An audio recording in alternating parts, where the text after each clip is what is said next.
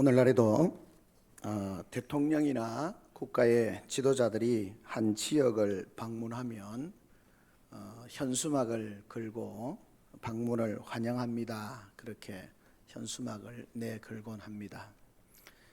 오늘날보다 국가의 중앙 권력이 좀 더 강할 때는 그 지역에 흔히 말하는 정책적인 선물 보따리를 가지고 와서 공장에 대한 또는 그 지방 도시에 대한 특혜나 여러 가지 일들을 이렇게 펼쳐 놓기도 하는 것입니다. 근데 전제군주 시대에는 훨씬 그것보다 강했겠죠. 옛날 로마 시대는 황제 숭배 사상이 실제적으로 많이 성행을 했습니다. 그래서 황제를 위한 그런 신전들을 이렇게 많이 보게 되어집니다. 유적들을 보면 무슨 황제를 기념하는 신전들이 많이 있었던 것을 보게 되어집니다. 그런데 그런 황제가 어느 지방 도시를 방문하거나 아니면 어느 소국, 자기들의 속국을 그렇게 방문하게 되어지면 그 지역 전체가 큰 영광으로 여길 뿐만 아니라 또 황제는 그 지역이나 자기의 어떤 속국에 대해서 여러 가지 특혜를 줍니다. 세금을 감면한다든지 아니면 도로를 건설한다든지 아니면 콜로세움과 같은 그런 국장을 건립한다든지 여러 가지 특혜를 주어지는 그런 것들을 역사적인 다루를 통해서 좀 볼 수 있게 되어지는 것입니다. 자, 그것을 통해서 그 왕의 방문, 왕이 그곳에 왔다라는 것을 영광스럽게 생각하고 모든 특혜를 누리게 하는 것이죠. 오늘 우리가 읽었던 이 디도스의 본문에도 보면 유사한 표현으로 그렇게 말씀을 하고 있는 것을 보게 되어집니다. 오늘 우리가 읽었던 본문에 보면 모든 사람에게 하나님의 구원의 은혜가 나타났다라고 그렇게 말씀을 하고 있습니다. 즉 모든 사람에게 나타난 하나님의 구원의 은혜, 그것은 어떻게 되어집니까? 예수 그리스도께서, 하나님이신 예수 그리스도께서 하늘 영광 보좌를 버리시고 왕이신 그분이 친히 이 땅에 임재하신 것이라고 볼 수 있는 것이죠. 성경이 그렇게 말씀하고 있으니까요. 다시 말하면 만왕의 왕이신 그 하나님께서 인간 타락하고 죄로 말미암아 영원히 죽게 되어진 죽었던 그 땅에 왕이신 그분이 방문을 하시고 임재하시는 겁니다. 그래서 하나님의 임재하심, 방문하심, 왕이신 그분의 임재하심, 방문하심을 통하여서 그 땅에 특별한 혜택을 그렇게 하나님이 허락해 주셨다는 겁니다. 마치 황제가 도시나 속국을 그렇게 방문하게 되어질 때 세금 감면이라든지 말씀드린 것처럼 도로를 건설한다든지 아니면 극장을 건설한다든지 무슨 특별한 혜택을 주는 것처럼 하나님께서 이 땅 가운데 왕이신 그분이 이 땅 가운데 임재하심으로 말미암아 이 땅에 있는 모든 백성들에게 하나님이 특별한 혜택을 주셨다는 것입니다. 그것이 뭐냐 하면 바로 구원이라는 것입니다. 인간 구원, 죄로 말미암아 영원히 죽었던 인생들을 구원하시는 그 왕이신 하나님이 이 땅에 임재하심으로 인간에게 주어진 특혜가 바로 모든 인류의 인간의 구원이다라고 그렇게 말씀을 하고 있습니다. 성경에 약간 다 내용은 동일합니다만은 서신서의 주제를 보면 인간의 구원에 대해서 다양한 방식으로 그렇게 구원을 설명을 합니다. 그런데 디도스는 특별히 인간의 구원을 어떻게 말하냐 하면 세상의 욕망과 하나님 없이 살아가는 하나님 부재의 상태에서 해방시켜 주는 것, 그것을 구원의 은혜, 구원이라 그렇게 말씀하고 있습니다. 인간 구원이 뭐냐?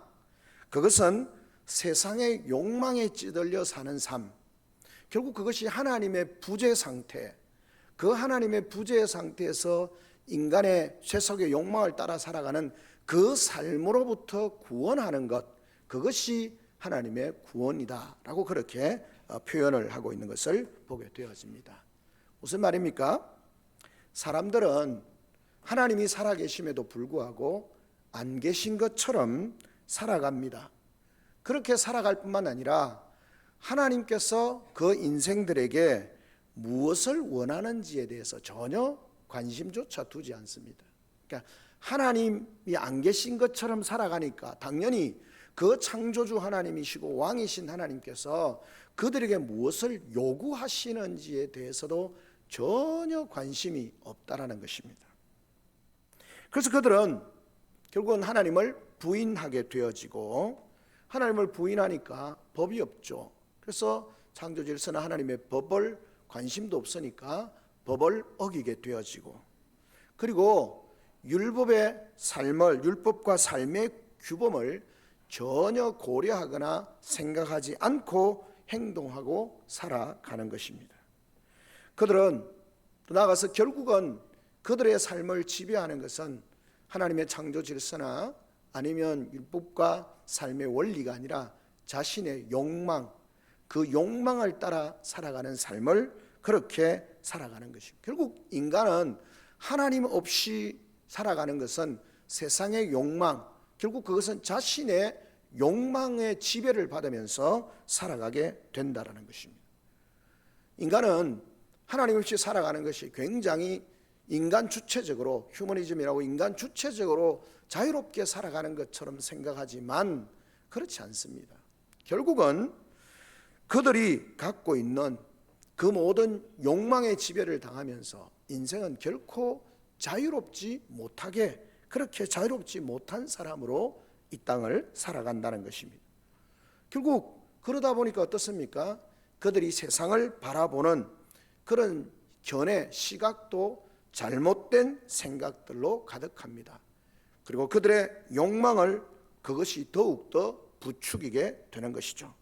그들은 오로지 세속적인 그런 욕망과 결국 그것으로부터 주어지는 소유욕, 먹고 마시고자 하는 욕망, 그 다음에 성적인 만족감, 이런 것에 지배를 받으면서 이 땅을 살아가게 된다는 것입니다.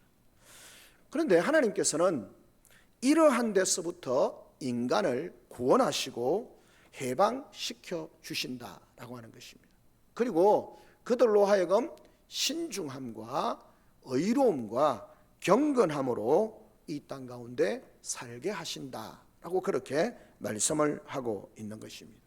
이것이 디도스가 왕이신 예수 그리스도, 하나님께서 왕이신 그분이 성육신 하심으로 말미암아, 그분이 이 땅에 오심으로 말미암아 모든 인간을 죄로부터 구원하실 뿐만 아니라 그들 가운데 하나님의 교육하심을 통하여서 그들의 삶을 새롭게 하시는 예수 그리스도의 구원의 은혜의 능력, 또 다른 말로 하면 성육신 하신 예수 그리스도로 말미암는 그 능력이 우리에게 그렇게 나타나고 있다라고 하는 것을 말씀을 하고 있는 것입니다.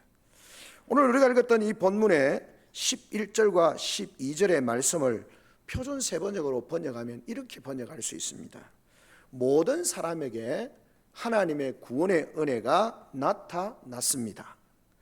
그 은혜는 우리를 교육하며 경건하지 않음과 속된 정욕을 버리고 지금 이 세상에서 신중하고 의롭고 경건하게 살게 합니다 라고 그렇게 번역을 할 수 있습니다. 그러니까 모든 사람에게 하나님의 구원의 은혜가 나타났다. 하나님께서 나타나시는 구원의 은혜로 말미암아 그 죄로부터 자유를 얻고 구원을 얻을 뿐만 아니라 그 은혜는 우리를 교육한다는 것입니다. 우리는 생각할 때 하나님의 구원의 은혜는 우리가 죄로부터 자유함을 얻고 구원 얻었다, 그것으로 끝나는 것으로 생각할 수 있는데, 구원의 은혜, 그 성육신의 은혜가 우리 속에 행하는 또 다른 것이 뭐냐면 우리를 교육한다라고 그렇게 말씀하고 있는 것입니다. 그 교육하는데 교육의 내용이 뭡니까? 과거 경건하지 않음과 속된 정욕을 버리게 하는 겁니다. 그러니까 하나님의 은혜가 우리 속에 역사하면서 능력으로 나타나고 우리를 교육할 때 나타나는 것이 뭐냐면 본문에 나오는 것처럼 경건한 아름을 버린다는 겁니다. 경건하지 않는다라는 말은 뭡니까? 로마서 1장 18절의 말씀을 근거하면 불의로 진리를 막는 사람들의 행하는 일, 하나님의 진노와 정죄를 피할 수 없는 것, 그것이 경건하지 않는 일이고 결국은 하나님의 뜻이나 말씀이나 뜻을 거스리는 태도, 그것이 경건하지 않음이라고 말할 수 있습니다. 그러니까 하나님의 말씀과 하나님의 뜻을 거스리는 삶, 하나님이 만드신 창조 질서나 이 모든 것들을 거스리는 삶, 그것이 경건하지 않음. 그러니까 하나님의 은혜, 구원의 은혜가 우리 속에 교육하는 것이 뭐냐면 경건하지 않음을 버리는 겁니다. 그리고 세상의 헛된 욕망을 버리는 겁니다. 속된 정욕을 버리게 하는 것입니다. 그리고 버리는 것으로 끝나는 것이 아니라 어떻게 합니까? 지금 이 세상에서 우리를 살게 합니다. 그 하나님의 구원의 은혜의 능력이 우리를 살게 한다는 것입니다. 우리를 살아가게 하는 힘과 능력이 되는데 어떻게 살게 하느냐? 신중함과 의로움과 경건함으로 살도록 우리 가운데 역사하신다라고 그렇게 말씀을 하는 것입니다. 무슨 말이냐면 하나님의 구원의 은혜, 그 구원의 은혜가 우리 가운데서 늘 작동을 하고 역사하면 그 은혜가 우리의 삶을 교육하는데, 그것이 말씀이든지 성령 하나님의 역사하시든지 그 은혜로 말미암아 우리를 교육하는데, 그래서 경건하지 않은 것 다 버리고 속된 정욕 버리고 그리고 우리로 하여금 이 땅 가운데서 신중함과 의로움과 경건함으로 살게 한다라고 그렇게 말씀하고 있는 것입니다. 그 말을 뒤집으면 우리가 구원의 은혜를 받은 사람, 구원의 은혜 가운데 거하는 사람이라면 그 구원의 은혜가 우리 속에서 역사하고 작동하여서 우리를 교육하여서 경건치 않은 것을 날마다 버려야 되고 속된 정욕을 버려야 되고 우리의 삶은 날마다 신중함과 의로움과 경건함으로 살도록 노력해야 한다라고 하는 것으로 해석할 수 있는 것입니다. 예수 그리스도 안에서 나타난 구원의 은혜와 은총은 하나님 없이 하나님이 계시지 않는 것처럼 말하는 무신론적인, 그래서 아무런 가치 없는 공허한 활동이라든지 아니면 자기의 성질이나 성품이나 기질에 따라서 결국 그 공중의 권세 잡은 자의 종로로 가는 노예화된 인간을 해방하게 하는 것, 그것이 하나님의 구원의 은혜의 역사 교육이다라고 그렇게 말씀하고 있는 것입니다. 그러므로 그리스도인은 더 이상 세속적인 욕망, 또 그것이 우리 속에 나타나는 어떤 것들을 보면 다른 사람의 눈치를 보는 것, 또는 체면에 의해서 자신의 삶을 결정하지 않고 자기 스스로 결정하며 살아가는 자유로운 인간이 되게 한다는 것입니다. 그리스도인은 그런 면에서 보면 아무 생각 없이 살아가는 것, 행동하는 것은 하나님의 백성에게 사실은 용납되지 않는 겁니다. 그리스도인은 생각하는 사람이에요. 하나님의 말씀을 묵상하고 생각하는 사람이에요. 하나님의 뜻이 어디 있는지를 생각하는 사람이에요. 그리고 하나님의 그 구원의 은혜가 우리를 교육하실 때에 우리 가운데 역사하시고 우리를 깨닫게 하시는 것이 무엇인지를 생각하며 살아야 합니다. 그리스도인이 아무 생각 없이 세상이 흘러가는 대로, 세상이 추구하는 대로, 세상이 좋다고 하는 것, 그것을 따라서 살아가는 삶은 결코 그리스도인의 삶으로 합당하지 않다는 겁니다. 그것을 성경이 우리에게 말씀하고 있는 것입니다. 예수 그리스도 안에서 나타난 하나님의 사랑은 그리스도인이 자유를 누리면서 살도록 성령 하나님을 통해서 교육하고 깨닫게 하신다라고 하는 것입니다. 그런 면에 있어서 오늘 디도가 이야기하고 있는 하나님의 구원의 은혜로 해방된 자로서 우리가 과거의 어떤 것들을 경건하지 않는 것 버리고 속된 정욕 버리고 그리고 우리가 살아야 하는 신중함과 의로움과 경건한 삶을 우리가 생각해 보아야 하는 것입니다. 성도의 삶은 신중한 삶을 살아야 하고 의로운 삶을 살아야 하고 경건한 삶을 살아야 한다라고 그렇게 말씀하고 있는 것입니다. 물론 여기서 신중한 삶을 산다는 것은 자제력 있게 절제함으로 이야기를 하기도 합니다. 그러나 우리가 여기서 또 생각해 볼 수 있는 것은 세상에 대하여서 건전하게 건강하게 생각을 한다는 것입니다. 즉 이성적으로 생각하는 것, 목적에 맞는 것, 적당하게 올바르게 생각하는 것, 그것이라고 볼 수 있는 것입니다. 이걸 다른 말로 한마디로 하면 실제를 있는 그대로 보는 것입니다. 신중한다는 말은 우리가 신중하게 해서 하는 것이 뭡니까? 절제하고 아니면 그런 자제력을 가지고 우리가 보아야 되는 것이 뭡니까? 세상에 여러 가지 포장하거나 아니면 세상이 화려하게 만드는 그것에 의해서 휘몰리지 않고 우리가 실제를 제대로 볼 수 있는 삶을 살아야 한다라고 하는 것입니다. 무슨 말입니까? 사람들이 왜 그렇게 넘어지고 깨어지고 뭔가 기대를 가지고 살다가 절망하고 좌절할까요? 왜 인간은 불행해지는 것일까요? 결국 그것은 뭐냐 하면 하나님의 실제를 있는 그대로 보지 못하는 데서부터 인간의 불행이 시작된다라고 하는 것입니다.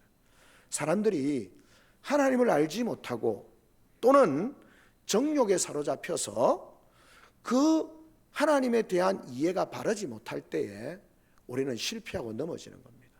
여러분, 남자가 사랑을 하거나 사랑에 빠지면 우리가 흔히 뭐라고 말합니까? 콩깍지가 휘었다 그렇게 하잖아요. 그러니까 무슨 말입니까? 사물이나 상황을 제대로 실제적으로 판단하지 못한다는 겁니다. 우리에게 일어나고 있는 실제 일이나 아니면 우리 앞에 있는 어떤 존재에 대해서 제대로 판단하지 못하는 것, 실제를 제대로 그 실체를 제대로 분별을 하지 못한다는 겁니다. 그러다 보면 어떻습니까? 실체를 분별하지 못하니까 허황된 그런 환상을 가지게 되어지고 망상을 가지게 되어집니다. 그러니까 하나님에 대해서, 성경에서도 마찬가지입니다. 하나님의 말씀에 대해서 바르게 이해하지 못하니까 그것을 가지고 자기들이 요구하는, 자기들이 추구하는 욕망을 따라서 그렇게 헛된 망상을 가지는 겁니다.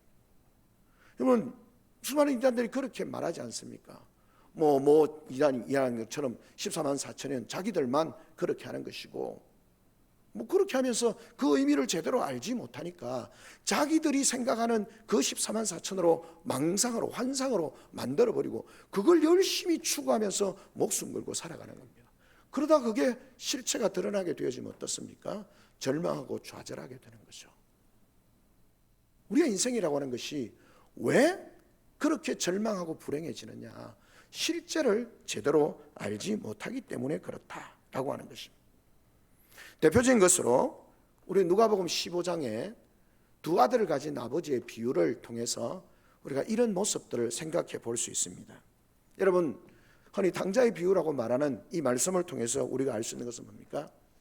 자, 집을 나간 아들, 둘째 아들을 우리가 한번 생각해 보십시다. 그는 자신의 실제를 인정하지 아니하고 자신의 존재를 이해하지 못하고 살아가는 인간의 대표적인 표상이라고 말할 수 있습니다. 무슨 말인가 하면 아버지 집 안에 있으면서 그가 얼마나 행복하고 축복된 삶인가에 대해서 전혀 알지 못하는 거죠.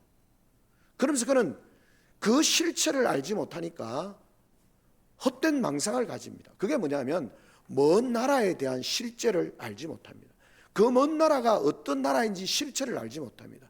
그런데 막연히 생각합니다. 그 나라에 가면 내가 하고 싶은 대로, 내가 살고 싶은 대로, 내가 욕망하는 대로, 내가 모든 것을 이루며 살면 나는 정말 행복할 거야 라고 하는 잘못된 망상과 환상을 가지는 겁니다.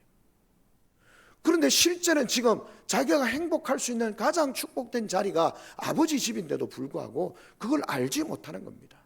그리고 늘 먼 나라에 대한 상황만, 먼 나라에 가서 사는 일만 생각합니다. 그러니까 그의 몸은 여기에 있지만 그의 삶의 실존은 여기에 없는 겁니다. 그러면서 자꾸 먼 나라를 추구합니다.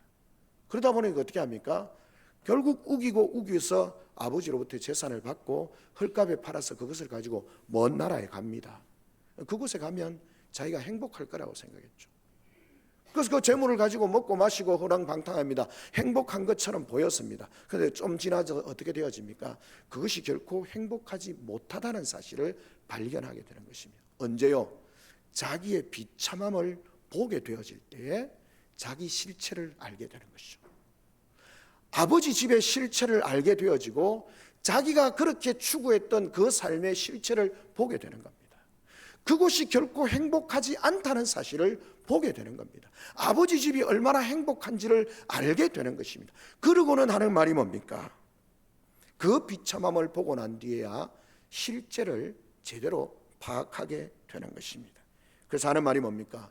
내 아버지의 집은 이렇지 않는데, 내 아버지의 집이 정말 행복한 곳인데, 내 아버지의 집이 정말 복된 곳인데, 언제 깨닫습니까?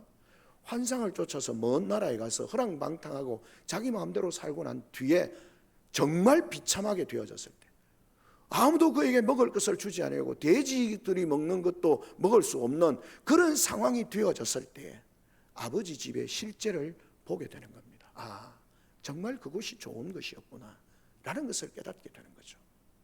그래서 어떻게 합니까? 그 실체를, 참된 실체의 삶을 깨닫게 되어질 때 그 삶을 향하여서 발걸음을 옮기게 되는 것입니다. 그때에 실제와 허구를 분별할 수 있는 겁니다. 성도들의 삶이 하나님 안에, 생명 안에 있다는 것이 얼마나 복된 것인가를 알지 못합니다. 예수 그리스도 안에서 살아가는 삶이 얼마나 복되다는 것을 알지 못하니까 자꾸만 그 복음 안에서의 삶이 아니라 세상의 사람들이 똑같이 추구하는 돈 잘 벌고 부유하고 좋은 직장 갖고 좋은 집 사고 이런 것에 삶을 투자하는 겁니다. 그러다가 그곳에서 절망하게 되어지면 아, 이게 아니구나 라는 사실을 깨닫게 된다는 것입니다. 왜 바울이 이 말을 할까요? 디도서를 쓰면서 바울이 그렇게 디도에게 말하는 것입니다. 당시 로마 사회를 보면 얼마나 화려하고 발전한 사회입니까? 그들이 만들어 놓은 그런 만족을 추종하는 삶, 그것이 얼마나 멋있어 보입니까? 근데 바울은 그게 아니라는 겁니다.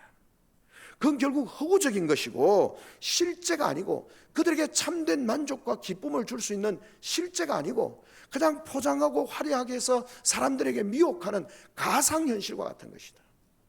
실제하는 것이지만 그 속에 인간의 만족과 기쁨을 주는 것이 아니라는 것입니다. 그걸 바울이 지금 디도서의 편지를 쓰면서 그렇게 말하는 것입니다. 화려해 보이는 것, 그 실제가 아니다. 우리의 인생을 참으로 만족하고 기쁘고 행복하게 할 수 있는 것이 아니다 라고 말하는 것입니다. 신중하게 사는 그리스도인은 이 땅의 어떤 허상과 실상과 정욕을 제대로 분별하는 사람입니다. 그래서 그것으로부터 해방된 사람입니다. 참된 그리스도인은 세상에 화려해 보이는, 세상이 미혹하는 그 모든 것들의 실체를 보고 그 실체를 분별하여 알았기 때문에 그것에 넘어지지 않고 미혹되지 않고 깨어지지 않고 참된 만족을 주는 그리스도 안에서의 삶을 믿음으로 행복하게 살아가는 사람이라는 것입니다. 그래서 그것을 바울이 이야기를 하는 것입니다. 신중하게 살게 한다. 우리로 하여금 실체를 보게 한다. 절제하고 제어하면서 실체를 보게 하고 그것에 미혹당하지 않도록 우리의 삶을 성령 하나님께서 이 구원의 은혜를 통해서 내가 구원받은 것이 얼마나 큰지를 깨닫고 구원의 은혜가 얼마나 복된 것인가를 알면 세상의 것들에 미혹당하거나 넘어지지 않는다. 세상의 화려함, 로마 제국의 화려함, 이 세상의 화려함, 그곳에 미혹되지 않도록 우리의 삶을 그렇게 신중한 삶으로 살게 한다라고 그렇게 말씀하고 있는 것입니다. 둘째는 무엇입니까? 의로운 삶을 살게 하는 것입니다. 의롭다라는 것은 삶의 질서를 이야기합니다. 즉 사회 질서와 하나님께서 요구하시는 생명의 질서를 따라서 올바르게 사는 것. 의롭게 산다는 말은 올바르게 산다는 것입니다. 여러분, 올바르게 사는 사람이어야 자기 자신에게 상처를 주지 아니하고 다른 사람에게도 해를 주지 않는 삶을 살게 되는 것입니다. 많은 사람들은 사치품들을 점점 더 많이 가짐으로써, 세상의 것을 더 많이 가짐으로써 더 많은 것을 얻기 위해서, 더 많은 돈을 벌기 위해서 자신의 외적 상황을 지금보다 좀 더 낫게 만들고 싶어하는 그런 마음들이 있습니다. 그러다 보니까 어떻습니까? 다른 사람에게 피해를 주거나 이런 어떤 것에 대해서 고려하지 않습니다. 생각하지 않습니다. 다른 사람에게뿐만 아니라 그런 삶을 살기 위해서 자기를 상처 주고 자기를 고통스럽게 하는 것마저도 안중에 없이 돈을 더 많이 벌 수 있다면, 더 좋은 자리에 오를 수 있다면, 다른 사람에게 더 인정받을 수 있다면 내가 뭐든지 하겠다. 자기를 상하게 하고 다른 사람을 해롭게 하는 일을 스스럼없이 하는 것입니다. 여러분, 주님이 이렇게 말씀하셨습니다. 마가복음 8장 36절에 보면 사람이 온 천하를 얻고도 자기 목숨을 잃으면 무엇이 유익하겠느냐라고 그렇게 말씀하셨습니다. 다르게 번역하면 자기 영혼에 해를 끼친다면, 자기 영혼에 해를 끼친다면 많은 천하 모든 것을, 온 천하를 얻는다 할지라도, 모든 사람으로부터 인정을 받는다 할지라도 자기를 해하게 하면 무슨 유익이 있겠느냐는 겁니다. 아무 유익이 없다는 겁니다. 우리가 다른 사람으로부터 인정을 받고 호의를 받고 그런 물질적인 것을 다 얻었다 할지라도 결국은 자기를 잃어버리게 되어지면 심한 공허함과 허탈감에 빠지게 된다는 것입니다. 그렇게 사는 삶에는 진정한 자유가 없다는 것입니다. 실제적 자유가 없고 기쁨과 만족함이 없다라고 그렇게 말하는 것입니다. 그래서 성경은 말하는 것입니다. 의로운 삶, 올바른 삶을 살고 자기의 삶을 상하지 않게 하는 삶, 다른 사람을 해롭게 하지 않는 삶을 그 성령 하나님께서 구원의 은혜를 받은 사람에게 알게 한다는 겁니다. 의로운 삶을 살게 해서 자기 자신도 상하지 않고 다른 사람도 상하게 하지 않으면서 하나님 안에서 정말 올바른 삶을 살게 하는 것, 그것이 구원받은 은혜 받은 사람들의 삶의 모습이라. 성령께서 그 구원의 은혜를 통해서 이 땅 가운데서 그렇게 살게 한다는 겁니다. 의로운 삶, 얼마나 감사한지, 얼마나 기쁜지, 내가 구원받은 것이, 내 죄를 사해 주신 것이 얼마나 기쁜지, 왕이 내게 오셔서 그 놀라운 은혜를 베풀어 주신 것이 얼마나 감사한지, 그래서 다른 사람이든 나든 해하지 아니하고 그분 안에서 기쁨과 만족함으로 살아가게 되는 것입니다. 자신의 삶을 잃어버린 사람은 의롭게 살 수 없습니다. 그는 자기 자신에 대해서도 올바르지 못할 뿐만 아니라 이웃에 대하여서도 올바르지 못하게 되는 것입니다. 성경의 대표적인 사람이 누굽니까? 삭개오입니다. 잘 보여주는 예가 삭개오입니다. 삭개오는 어떻습니까? 그의 이름은 정말 청결한 사람, 깨끗한 사람이라고 그렇게 이름을 지어졌지만 그의 삶은 의롭지 못한 삶을 살았습니다. 자기 자신이 의롭지 못한 삶을 살았습니다. 왜냐하면 구원받지 못한 사람이었어요. 의롭지 못하고 그렇게 살았습니다. 그러다 보니까 어떻습니까? 자기 모든 상황이 그렇게 문제가 됩니다. 키 작은 것도, 그래서 자신의 자신감을 상실하게 되어지고 열등감에서 벗어나지 못하죠. 그러다 보니까 어떻게 합니까? 결국은 자신의 어떤 자존감을 세우고 열등감을 극복하기 위해서 하는 일이 뭡니까? 세리장이 되어져 가지고 다른 사람들의 것을 착취하거나, 다른 사람들에게 어떤 자신의 세리장의 권위로 다른 사람에게 피해를 주거나 어렵게 하거나 힘들게 하거나 그런 삶을 사는 것입니다. 왜요? 자기가 의롭지 못하니까. 그래서 어떻게 합니까? 많은 사람들을 힘들게 하고 어렵게 하는 거죠. 그래서 성경은 세리들에 대해서 굉장히 비판적으로 얘기합니다. 그런데 그 세리의 장입니다. 그러니까 얼마나 사람들에게 무시를 당했겠습니까? 그러니까 사람들이 모이는데 가지도 못하고 늘 그렇게 아웃사이더 하면서 그냥 이를 부득부득 깔면서, 그래도 나는 돈이 있고 나는 권세가 있으니까 음식들 내가 나중에 세금 거둘 때 너희인데 철저하게 보복할 거야, 그런 마음을 가지고 살아가는 겁니다. 그런 그에게 누가 찾아오셨습니까? 예수님이 찾아오신 거예요. 예수님이 찾아오셔서 그 구원의 은혜, 그 은혜의 빛을 그 삶 속에, 그 가정에, 그 삶에 비추어 주시는 겁니다. 구석구석 그의 삶에 하나님의 은혜의 빛을 비춰주시고 그 은혜를 인하여서 이 삭개오가 변화되기 시작하는 겁니다. 어떻게 해요? 내가 재산의 절반을 풀어서 가난한 사람을 돕겠습니다. 그리고 내가 다른 사람에게 그렇게 억지로 강탈한 거 있으면 4배나 갚겠습니다. 이제까지 자신을 어떻게 했습니까? 자신의 공의를 재물과 권력으로 채워보려고 했던 그 삭개오가 어떻게 합니까?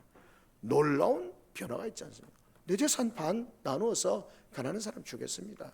그리고 내가 다른 사람의 것을 빼앗은 적이 있다면 4배나 갚겠습니다 라고 그렇게 말하고 있는 것입니다.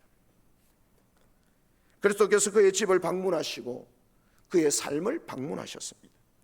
그 은혜의 빛으로 성육신하신 그분이 그 삶 속에 찾아오셨습니다.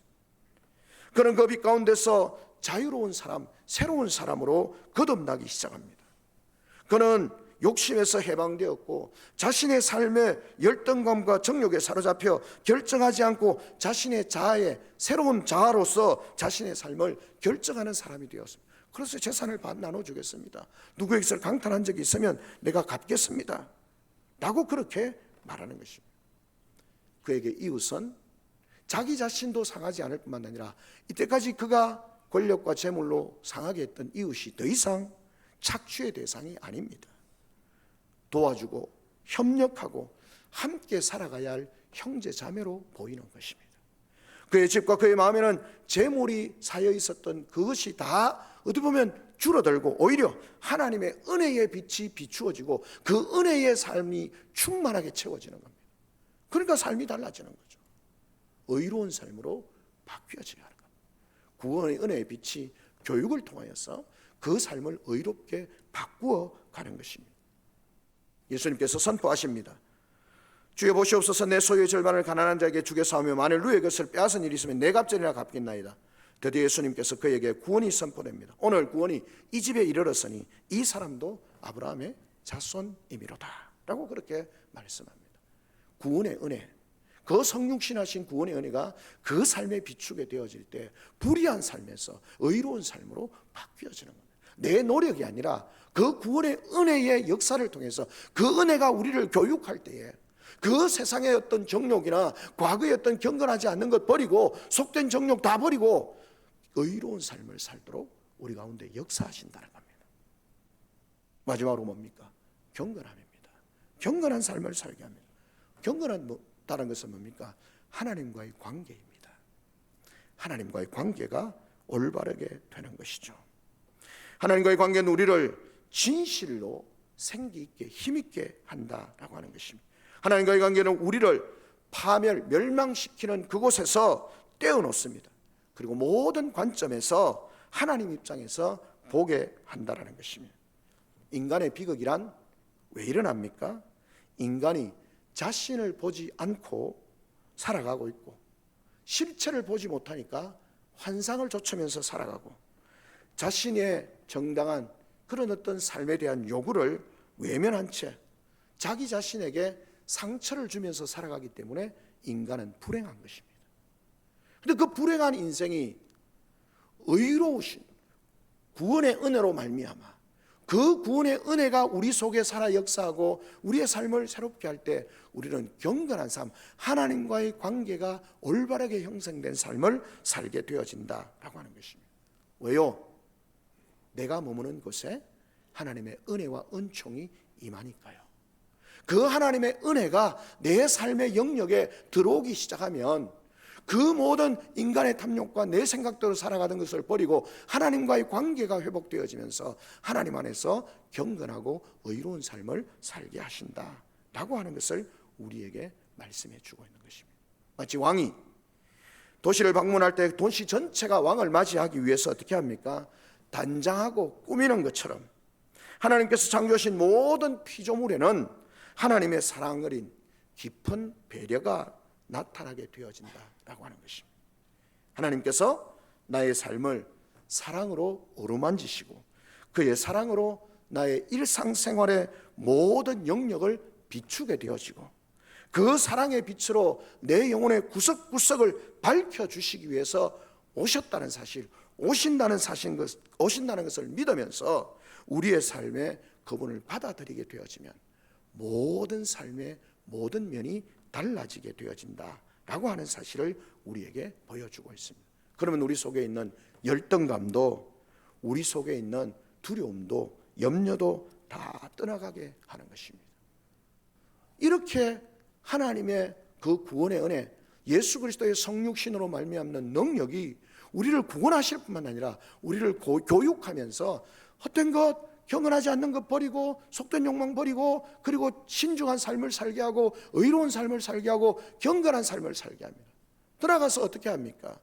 오늘 본문에 나오는 것처럼 영원한 소망을 바라보면서 이제는 멸망하고 저주받고 그렇게 소멸되어지는 인생이 아니라 오늘 14절 13절에 나오는 것처럼 복스러운 소망과 우리의 크신 하나님 구주 예수 그리스도의 영광이 나타나심을 기다리게 하셨으니, 여러분 그렇게 신중하고 의롭고 경건한 삶을 살아가면서 영광의 주님에 대한, 다시 오실 주님에 대한 그 소망을 가지고 살아가는 것입니다. 죄악 가운데 있을 때는 소망이 없습니다. 아무런 기대를 할 수 없습니다. 그런데 그분의 구원의 은혜를 인하여서 우리가 구원받고 새로운 삶을 살게 되어지고 영원한 소망을 가지고 살아갈 수 있게 되어지는 예수 그리스도의 나타나심을 바라보면서 소망 가운데 살아가게 된다는 것입니다. 그러면 왜 그 일을 행하셨느냐? 14절에 정리를 합니다. 그가 우리를 대신하여 자신을 주심으로, 그분이 우리 가운데 찾아오셔서 우리를 위해서 자신을 내어주심으로, 왕이신 그분이 오셔서 우리를 위해서 자신의 삶을 내어주심으로 모든 불법에서 우리를 속량하시고 우리를 깨끗하게 하셔서, 왕이 오셔서 우리의 모든 삶을 깨끗하게 하시고 정리하게 하셔서 어떻게 합니까? 선한 일을 하는 자기 백성을 삼으시기 위해서, 옛날 개혁 성경은 친백성을 삼으시기 위해서, 자기의 거룩한 친백성을 삼으시기 위해서 주님이 그렇게 하셨다라고 그렇게 말씀하고 있는 것입니다. 말씀을 맺습니다.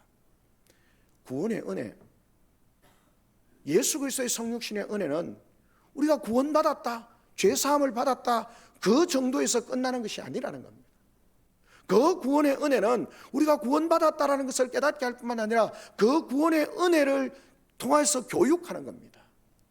과거에 죄된 것을 다 벗어버리고 속된 욕망도 끊어내어버리고 진리 안에서 신중한 삶과 의로운 삶과 경건한 삶을 살고, 그리고 이 땅에서의 삶으로 끝나는 것이 아니라 영원한 소망을 가지고 살아가게 하고, 그 소망 가운데 살아가는 삶이 오늘 이 땅 가운데 어떻게 나타나느냐? 하나님의 친백성으로 선한 일을 하도록, 하나님의 뜻을 이루고 하나님의 영광을 드러내고 하나님의 기뻐하시는 선한 일을 위하여서 우리를 그렇게 구원하셨다 말씀합니다. 그러므로 성도된 우리의 삶은 선한 일에 열심인 사람들이 되어야 합니다. 내 의지, 내 노력, 내 도덕적 우위성이 아니라 하나님의 구원의 은혜, 예수 그리스도의 구원의 은혜가 내 속에 살아 역사하기 때문에, 그 구원의 은혜가 살아 역사하면서 나를 교육하기 때문에 과거에 죄된 것 벗어버리고 속된 욕망 던져버리고 신중함과 의로움과 경건함으로 소망 가운데, 이 땅 가운데서 남은 생애를 선한 일을 하면서 살아가야 한다. 그것이 오늘 주님께서 우리에게 하시는 말씀입니다. 이 선한 일에 잘 감당하는 하나님의 친백성으로 이 땅을 살아가는 우리 성도들이 되시기를 주님의 이름으로 축원합니다. 아멘. 하나님 감사합니다.